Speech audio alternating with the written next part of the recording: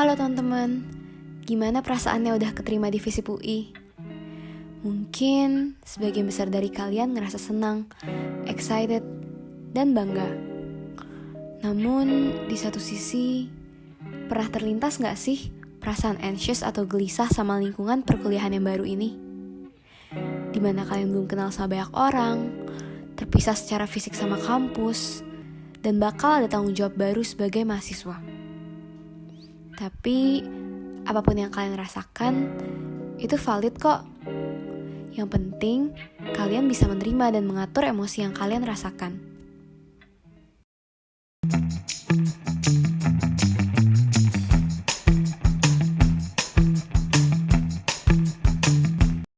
Halo teman-teman, mahasiswa baru dari Fakultas Ilmu Sosial dan Ilmu Politik Angkatan 2021. Apa kabar semuanya? Semoga semua dalam keadaan sehat dan baik-baik saja. Perkenalkan, aku Fahmi, aku mahasiswa dari Fakultas Psikologi UI, dan saat ini di sini menjadi perwakilan dari UI Sehat Mental, yaitu gerakan penyadaran kesehatan mental di kampus UI yang dibawahi oleh Departemen Kajian dan Aksi Strategis BEM Fakultas Psikologi UI. Nah, hari ini aku bakal sharing-sharing bareng sama kalian mengenai kesehatan mental dan juga mengenai pengelolaan stres. Mungkin bisa lanjut aja yuk. Oke teman-teman, di situasi yang seperti sekarang ini tentunya nggak mudah ya buat kita semua. Terlebih mungkin teman-teman nih yang sekarang sedang menjalani orientasi atau pengenalan ke lingkungan yang baru gitu ya, yaitu lingkungan Fakultas Ilmu Sosial dan Ilmu Politik. Nah, agar dalam proses kedepannya, baik proses pengenalan atau nanti teman-teman berproses dalam perkuliahan, agar dapat berjalan dengan baik, teman-teman bisa banget nih melakukan beberapa hal dan mengingat beberapa hal penting yang perlu dilakukan, yaitu menjaga kesehatan mental. Nah, mungkin ada nih dari teman-teman yang udah tahu mengenai kesehatan mental, tapi mungkin ada juga yang belum. Mungkin kita bahas dulu ya, apa sih kesehatan mental itu? Nah, kalau kita ngomongin tentang kesehatan mental, kita bisa refer dari pengertian kesehatan mental menurut WHO atau Organisasi Kesehatan Dunia. Nah, kalau menurut WHO, kesehatan mental adalah kondisi kesejahteraan individu ya yang dicirikan oleh 4 faktor nih teman-teman. Yaitu yang pertama, orang yang sehat mental menurut WHO adalah orang yang dapat mengenali potensi atau kemampuan yang dimiliki, seperti itu. Lalu yang kedua, orang yang sehat mental adalah orang yang dapat mengatasi stres atau tekanan normal dalam kehidupan sehari-hari. Misalnya stres-stres akademik gitu ya, tugas-tugas kuliah, ataupun misalnya tugas-tugas kepanitiaan, seperti itu kalau mahasiswa. Nah, yang ketiga, orang yang sehat mental adalah orang yang dapat bekerja secara produktif nih di kesehariannya, seperti itu. Dan yang terakhir, menurut WHO, orang yang sehat mental adalah orang yang dapat berkontribusi untuk lingkungan sekitarnya, seperti itu. Nah, tentunya teman-teman, kesehatan mental nggak bisa ya kita pisahkan dengan kesehatan fisik ataupun juga dengan hubungan sosial kita. Nah, tentunya untuk kita bisa melihat dan juga memiliki kesehatan yang baik, kita perlu nih untuk menjaga ketiga hal tersebut ya. Ya tadi, kesehatan fisik, kesehatan mental, psikologis kita, dan juga hubungan sosial kita dengan orang lain, seperti teman, keluarga, dan lain sebagainya. Nah teman-teman, tentunya dalam kehidupan kita nggak akan selalu terus baik-baik aja ya teman-teman. Ada kalanya kita mungkin berada di dalam kondisi kesehatan mental yang mungkin lagi nggak oke atau nggak optimal. Hal itu wajar banget terjadi dan sangat bisa untuk kita bisa kita usahakan. Nah, salah satunya adalah dengan mengelola stres. Nah, mungkin teman-teman perlu tahu dulu ya sebelum lebih lanjut apa sih stres itu. Mungkin kita bisa next aja lanjut. Nah, stres itu apa ya teman-teman? Oke, stres itu adalah kondisi atau keadaan di mana tuntutan yang kita rasakan dari lingkungan ya, misalnya tugas-tugas kita, tanggung jawab kita terhadap diri kita itu lebih besar dibanding kemampuan yang kita miliki. ya. Jadi tuntutan yang kita rasakan lebih besar daripada kemampuan yang kita miliki. Makanya kita bisa saja merasakan tertekan. Nah, sekarang aku boleh nanya nggak? Menurut kalian, stres itu selalu buruk atau enggak sih? Mungkin teman-teman bisa jawab di hati masing-masing ya. Oke teman-teman, sebenarnya ketika kita merasa stres itu sangat tergantung dengan bagaimana persepsi individu atau persepsi kita terhadap sumber stres tersebut. Apakah sumber stres tersebut membuat kita tertekan atau malah membuat kita merasa lebih termotivasi. Nah ini berkaitan dengan jenis stres nih yang ada nih teman-teman yang bakal aku sharing. Yaitu ada stres yang dinamakan eustress dan ada stres yang dinamakan distress. Nah apa ya itu? Oke, yang pertama ada eustress teman-teman. Nah, eustress adalah stres yang menghasilkan respon yang menyenangkan gitu. Jadi mungkin teman-teman nanya nih sekarang, apa sih maksudnya menyenangkan?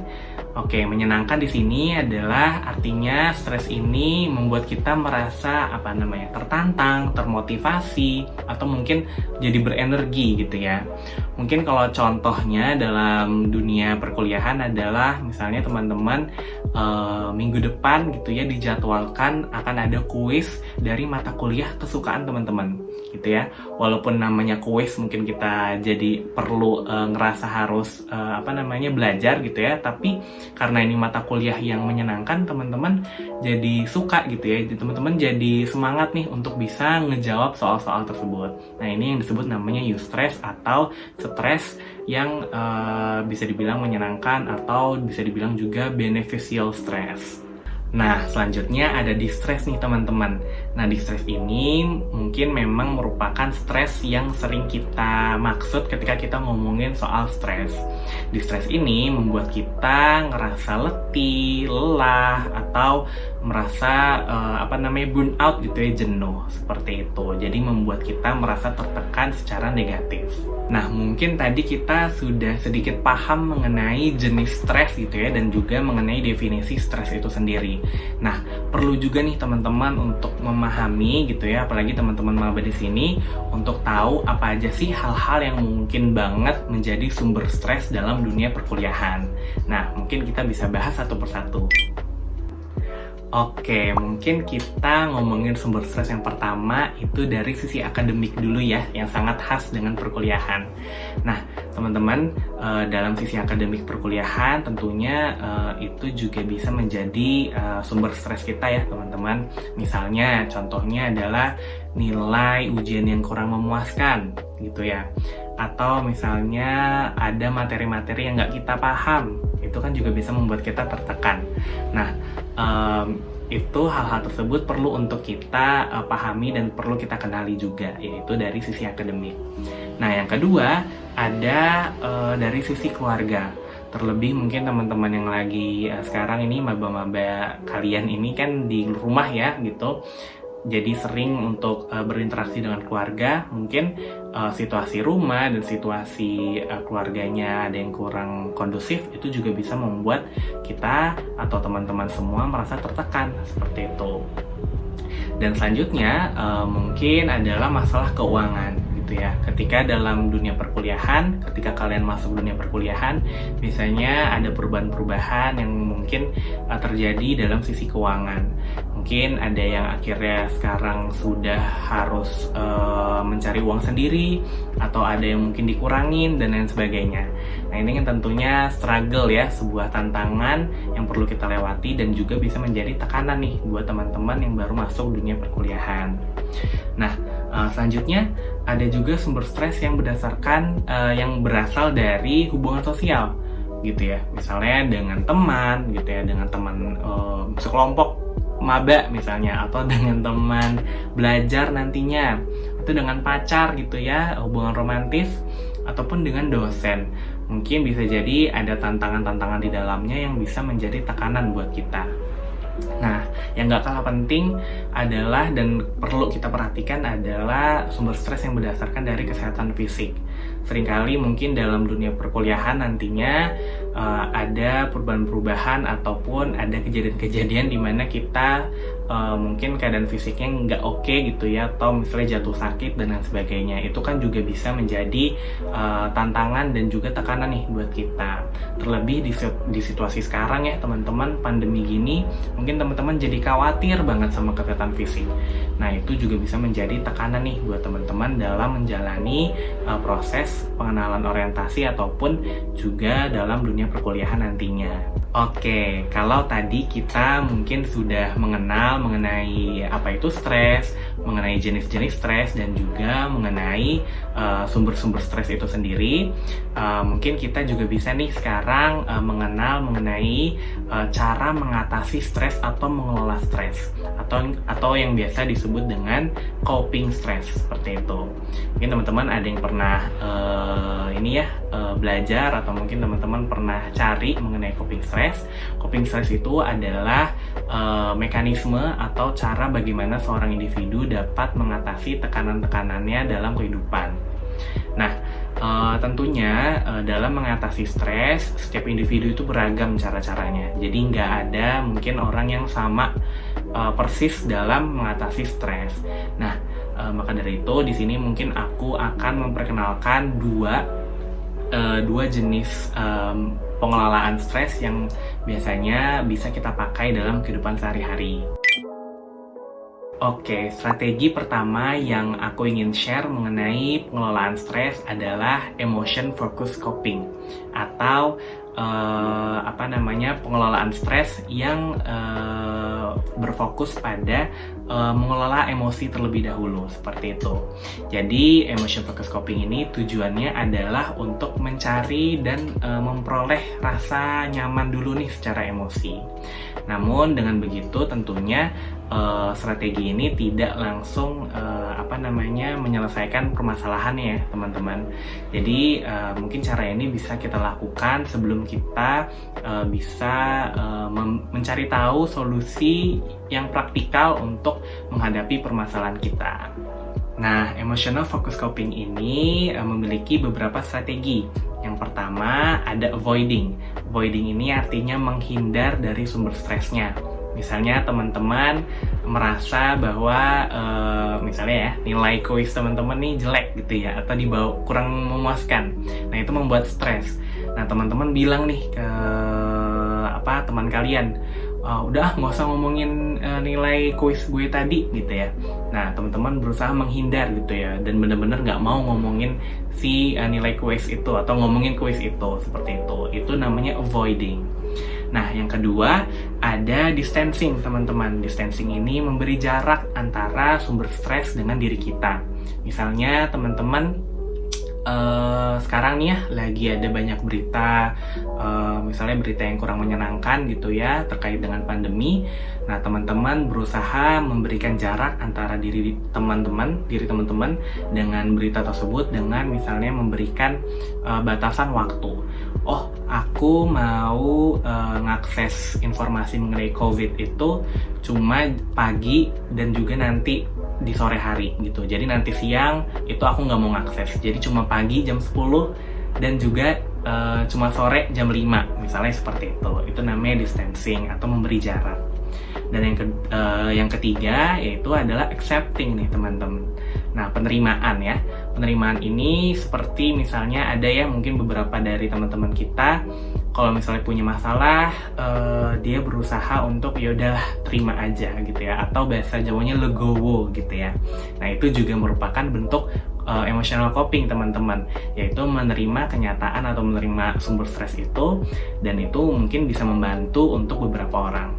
Nah, yang selanjutnya adalah seeking social support atau mencari dukungan sosial. Nah, misalnya dengan mencari dukungan sosial ini teman-teman curhat gitu ya, atau misalnya teman-teman berkeluh kesah ke teman kalian, sahabat kalian, itu juga merupakan bentuk dari emotional focus coping. Nah, selanjutnya aku ingin sharing mengenai problem focus coping atau cara pengelolaan stres yang berfokus pada masalahnya itu langsung, seperti itu. Nah, dalam problem focus coping, namanya juga ya berfokus pada masalahnya, langsung ke masalahnya. Problem focus coping ini menawarkan penyelesaian yang jangka panjang gitu ya, karena akar permasalahannya nantinya bisa kita selesaikan. Nah, strategi yang dibutuhkan dalam problem focus coping ini adalah yang pertama problem solving, tentunya pemecahan masalahnya, dan juga time management gitu ya. Bagaimana kita bisa mengatur waktu untuk bisa melakukan pemecahan masalah. Nah, problem focus coping biasanya kita lakukan dengan apa? Misalnya mengidentifikasi masalah seperti itu, lalu mencari informasi.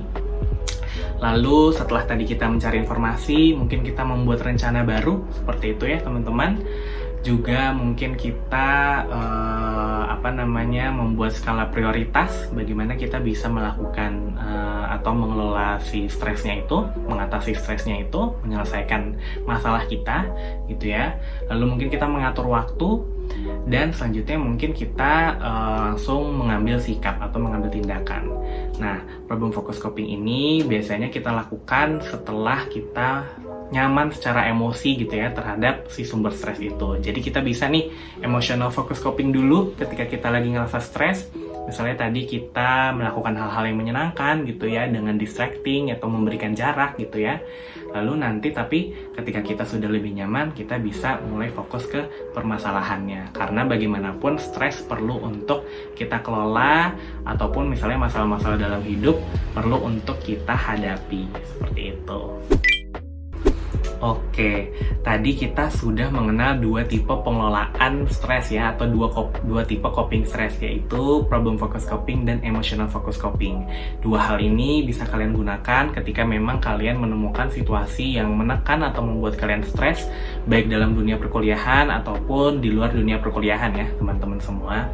Nah, hal yang perlu juga teman-teman perhatikan adalah di dalam situasi ini, biar teman-teman nih tetap bisa berkarya secara optimal gitu ya, tetap sehat mental juga, adalah dengan berfokus pada hal-hal yang bisa teman-teman kendalikan. Jadi teman-teman perlu tahu apa ya yang menjadi kendaliku dan apa ya yang bukan menjadi kendaliku gitu ya, atau di luar kendaliku. Nah, misalnya yang di luar kendali kita itu kan misalnya kebijakan-kebijakan yang berubah nih dari pemerintah, atau ya kebijakan di dunia di situasi seperti ini gitu ya. Itu memang kita nggak bakal bisa benar-benar prediksi, tergantung dengan situasi sekarang. Nah, teman-teman tapi tetap bisa loh mengendalikan hal-hal yang memang berada dalam kendali teman-teman, yaitu apa yang bisa teman-teman lakukan hari ini. Misalnya mengerjakan tugas kuliah, mengerjakan tugas rumah gitu ya, ataupun sederhana menjaga kebersihan kamar, juga menjaga kesehatan fisik. Itu kan berada di dalam kendali teman-teman. Selain itu, mungkin teman-teman juga bisa mengendalikan usaha dalam menyesuaikan diri di situasi sekarang gitu ya. Teman-teman bisa mencari informasi yang akurat gitu ya, untuk bisa beradaptasi di situasi sekarang.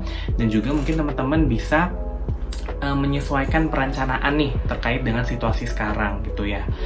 Kita mungkin untuk saat ini nggak bisa begitu merencanakan untuk keluar rumah gitu ya, atau membuat acara bertemu dengan teman-teman gitu kan.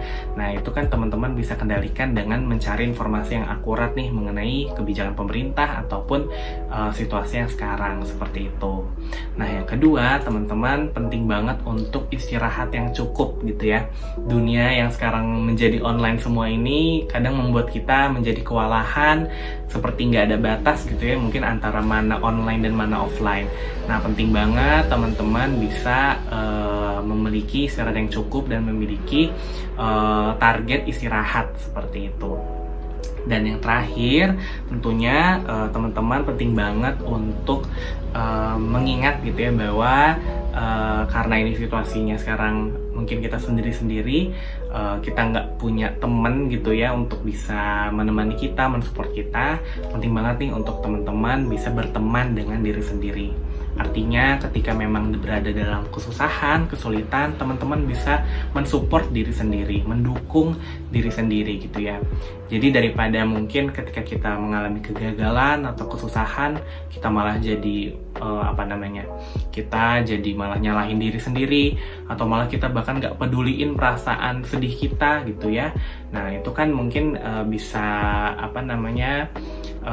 bisa buruk dalam jangka panjang ya. Teman-teman bisa nih melakukannya dengan mencoba berteman dengan diri sendiri, menerima diri sendiri. Apalagi di dalam situasi ini diri kita pastinya sedang berjuang keras gitu ya menghadapi situasi sekarang. Nah mungkin teman-teman bisa mengapresiasi diri sendiri seperti itu. Nah, mungkin itu saja yang bisa aku sampaikan mengenai materi kesehatan mental dan pengelolaan stres. Penting diingat teman-teman, sebenarnya banyak cara untuk kita bisa menjaga kesehatan mental kita. Salah satunya tadi ya dengan pengelolaan stres. Nah, teman-teman, kalau kalian mau lebih lanjut, mungkin mengikuti informasi mengenai kesehatan mental, edukasi kesehatan mental, teman-teman bisa banget buka Instagram UI Sehat Mental atau juga Twitter UI Sehat Mental dan juga Spotify UI Sehat Mental. Nah, teman-teman di sana bisa akses edukasi kesehatan mental yang tentunya juga relate dengan kehidupan kampus, dan juga di UI Sehat Mental sendiri banyak sekali acara-acara gratis yang berkaitan dengan edukasi kesehatan mental yang teman-teman bisa ikuti nih.